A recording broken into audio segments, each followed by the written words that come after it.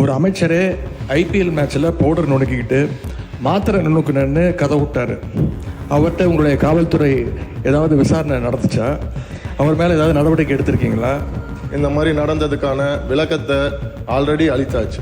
அப்படி இவங்க சொல்றாங்கன்னா அந்த சமயத்துல திராவிட முன்னேற்ற கழகத்தின் ஆட்சி தான் நடந்தது. அப்போ ஸ்டேடியம் வாசல்ல இருந்து இவங்கெல்லாம் வந்து அந்த மாதிரியான போதைப் பொருள் வித்தாங்கன்னு சொல்லி ஒத்துக்கிறாங்களா? அப்போ நீங்க எடுத்தீங்களா அந்த கார்ல தந்தீங்களா, அது என்னன்னு சொல்லுங்க. இந்த கடந்த ஆட்சியில் இந்த ஜாபர் சாதிக் போன்ற இன்டர்நேஷனல் போதை கடத்தல் மன்னன் எப்படி முதலமைச்சர் குடும்பம் முதல் அனைத்து அமைச்சர்கள் வரை தொடர்பில் இருந்தாலும் அது போன்ற எந்த ஒரு சம்பவமும் இதுமேல் நடக்காமல் தடுப்பதற்கான தேவையான அனைத்து நடவடிக்கைகளையும் முதலமைச்சர் கண்டிப்பாக எடுப்பார் என்பதை உறுதியாக சொல்லிக்கிறோம். அந்த சம்பந்தப்பட்ட நபர் மீது அப்படி ஒரு குற்றச்சாட்டை எழுந்ததுமே எங்களுடைய தலைவர் அவர்கள் உடனடியாக அவரை கைது செய்து அவருடைய கட்சியிலிருந்தே உடனடியாக நீக்கிவிட்டோம். அந்த வழக்கில் ஒன்றிய அரசு டெல்லியில் பதிவு செய்யப்பட்ட வழக்கு தான் தவிர்த்து இங்கே எந்த வழக்கும் பதிவு செய்யப்படவில்லை. அவரை காப்பாற்ற முயற்சியாக நடந்தது. இவர்கள் தேவைப்பட்டால் யார் யாருடன் எந்தெந்த வகையில் புகைப்படம் எல்லாம் அப்போது சமூக வலைதளத்தில் எல்லாத்திலும் வெளியானுச்சு. சபை நாகரிகம் கருதி நான் அதை வெளியிடவில்லை, யாருடைய பெயரையும் குறிப்பிடவில்லை. அதை அவர்கள் இத்தோடு நிறுத்திக்கொண்டார். அவருடனும் அப்போது இருந்த முதல்வர் குடும்பம் முதல் அமைச்சர்கள் வரை அதிகாரிகள் வரை அனைவரும் எவ்வளவு தூரம் தொடர்பில் இருந்தாலும் எல்லாருக்கும் தெரியும். ஒன்றின் பின் ஒன்றாக பல குற்றச்சாட்டுகள் இங்கே சொன்னார்கள். அதற்கான ஆதாரத்தை உங்களிடத்திலே தந்து அதற்கு பிறகு அவர் பேசியிருக்கிறார் என்பதை நான் அறிய விரும்புகிறேன். அமைச்சர் அவர்கள் பேசுறதுக்கு ஏதாவது ஆதாரம் கேட்டிருக்கீங்களா? அமைச்சர் அவர்கள் பேசுறதுக்கு ஏதாவது ஆதாரம் இருக்கா? நீங்கள் என்ன மாநில உறுப்பினர் ஆஸ்டின், நீங்கள் வந்து அவருக்காக உங்கள் எதிர்கட்சி தலைவருக்காக பேசிக்கலாம். உட்காருங்க. நீங்கள் அவர் தான் உட்கார சொல்லிட்டேன்ல, நீங்கள் பேசக்கூடாது. உட்காருங்க. ஆஸ்டின் சார் உட்காருங்க. நீங்கள் எதிர்கட்சி தலைவர் என்ன அவர் அலோவ் பண்ண போறீங்களா இல்லையா? அவர் அலோவ் பண்ணுங்க. எதிர்கட்சி தலைவர்னு சொன்ன பிறகு நீங்களே எப்படி உட்காருங்க. எல்லாரும் நீங்கள் பேசுங்க, மற்றவங்க எல்லாம் உட்காருங்க.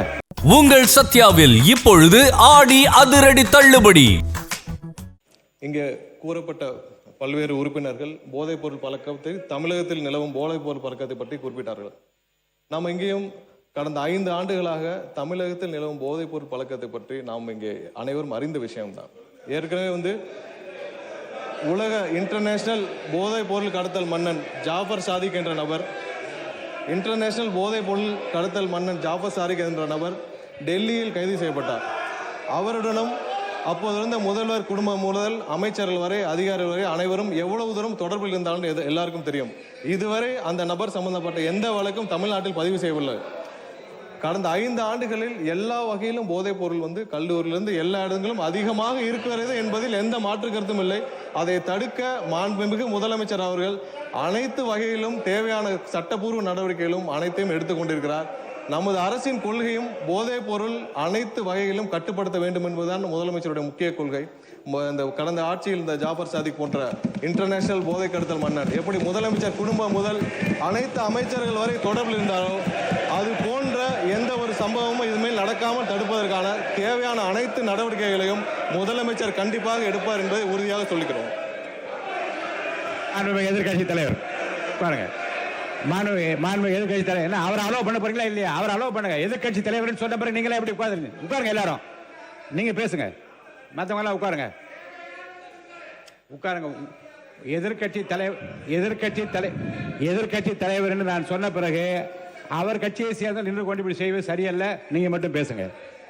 மாண்புமிகு பேரவைத் தலைவர்களே, நம்முடைய அமைச்சர் அவர்கள் சம்பந்தப்பட்ட ஒரு நபரின் பெயரை சொல்லி இங்கே குறிப்பிட்டு பேசியிருக்கிறார். அந்த சம்பந்தப்பட்ட நபர் மீது அப்படி ஒரு குற்றச்சாட்டை எழுந்ததுமே எங்களுடைய தலைவர் அவர்கள் உடனடியாக அவரை கைது செய்து அவருடைய கட்சியிலிருந்தே உடனடியாக நீக்கிவிட்டோம். ஆனால் இவங்களுடைய ஆட்சியில் என்ன லட்சணத்தில் நடந்துகிட்டு இருக்கு என்பதை இன்னைக்கு மக்கள் பார்த்துக்கிட்டு இருக்கிறாங்க. இன்றைக்கு ஒரு அமைச்சரே ஐபிஎல் மேட்ச்சில் பவுடர், இன்னைக்கு அமைச்சரை ஐபிஎல் உட்காருங்க முடிக்கிட்டோம்.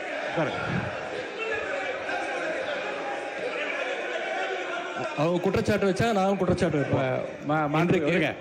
எதிர்கட்சியில் ஒன்று சொல்கிறேன். உங்களுக்கு வந்து பேசுவதற்கு நான் அனுமதி அளிக்கிறேன். நியாயமான கருத்து எதிர்கருத்து இருந்தால் நான் சொல்ல அனுமதி அளிக்கிறேன். ஆனால் உங்கள் கட்சியை சார்ந்தவர்களை நீங்கள் பேசி அப்படி நான் வந்து உட்கார அமைச்சரை நான் உட்கார சொல்லிவிட்டேன். இல்லை திரும்ப ஒன்று சொல்லுகிறேன்.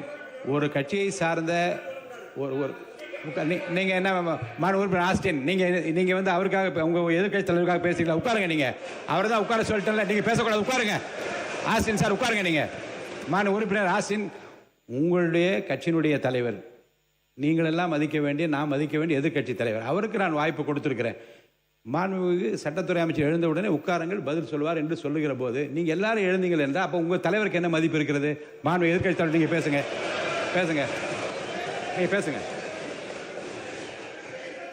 நீங்கள் பேசுங்க. மாண்பு பேரவைத் தலைவர்களே, ஒரு அமைச்சரே ஐபிஎல் மேட்ச்சில் பவுடர் நுணுக்கிக்கிட்டு மாத்திரை நுணுக்குனன்னு கதை விட்டார். அவர்கிட்ட உங்களுடைய காவல்துறை ஏதாவது விசாரணை நடத்துச்சா? அவர் மேலே ஏதாவது நடவடிக்கை எடுத்திருக்கீங்களா? அது மட்டும் இல்லை, சமீப காலமாக ஆளுங்கட்சியை சேர்ந்த பலர் போதைப் பொருள் வழக்கில் தொடர்ந்து கைது செய்யப்பட்டு வருகிறார். நீங்கள் வந்து இதுக்குரிய ஆதாரங்கள்லாம் நீங்கள் இல்லாமல் நீங்கள் பேசக்கூடாது. அமைச்சர் அவர்கள் பேசுறதுக்கு ஏதாவது ஆதாரம் கேட்டிருக்கீங்களா? அமைச்சர் அவர்கள் பேசுறதுக்கு ஏதாவது ஆதாரம் இருக்கா? நாங்கள் உடனடியாக கைது செய்யப்பட்டிருக்கோம், ஒரு கட்சியிலிருந்து நீக்கியிருக்கிறோம்.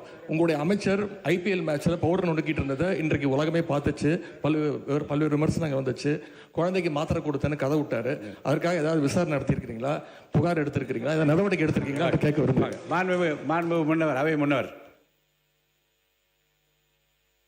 மாண்பு பேரவைத் தலைவர் அவர்களே, மாண்பு எதிர்க்கட்சி தலைவர்கள் குற்றச்சாட்டுகள் சொல்வதற்கு முன்னால் ஒன்றின் பின் ஒன்றாக பல குற்றச்சாட்டுகள் இங்கே சொன்னார்கள். அதற்கான ஆதாரத்தை உங்களிடத்திலே தந்து அதற்கு பிறகு அவர் பேசியிருக்கிறார் என்பதை நான் அறிய விரும்புகிறேன்.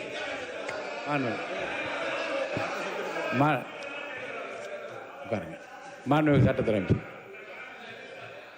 மாண்புமிகு பேரவைத் தலைவர்களே, நான் குறிப்பிட்ட அந்த போதை கடத்தல் மன்னன் ஜாவர் சாதிக் சம்பந்தப்பட்ட எந்த பெயரையும் நான் சபை நாகரிகம் கருதி சொல்லவில்லை.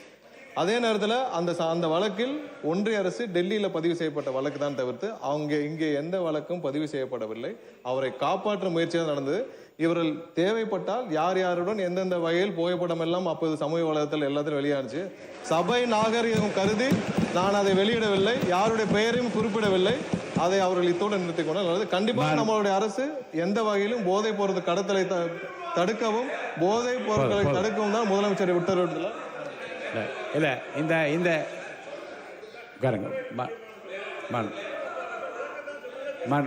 உறுப்பினர் மனிதவளத்துறை அமைச்சர் அவர் சொல்லட்டும், அவரை பற்றி சொன்னதுனால சொல்லட்டும். மனிதவளத்துறை அமைச்சர். மாண்புமிகு பேரவைத் தலைவர் அவர்களே, அதாவது ஸ்டேடியம்ல இருந்து இந்த மாதிரி நடந்ததுக்கான விளக்கத்தை ஆல்ரெடி அளித்தாச்சு.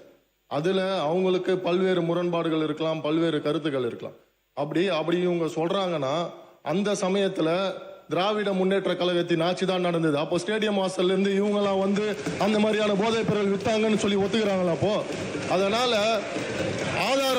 ஆதாரம் இல்லாமல் விளக்கம் கொடுத்ததுக்கு அப்புறமோ தேவையில்லாத பேச எனக்கு கூட தான் வந்து இப்ப செய்திகள்ல நீங்க சொல்லக்கூடாதுன்னு சொல்றீங்க. என்னோட அதாவது என் துறையை சார்ந்த கிட்டத்தட்ட அரசு வேலை கொடுக்கறதா சொல்லி 888 கோடி ஊழல் பண்ணிருக்காங்க. எனக்கு பல்வேறு முரண்பாடுகள் இருக்கு. அதனால விளக்கம் அளித்ததுக்கு அப்புறம் அது மாதிரி தேவையில்லாத விஷயங்களை கருத்துக்களை தெரிவிக்க வேண்டாம் என்றது பேரவை வாயிலாக நான் தெரிவித்துக் கொள்கிறேன். மாண்பு உறுப்பினர் உட்காருங்க. மாண்பு உறுப்பினர்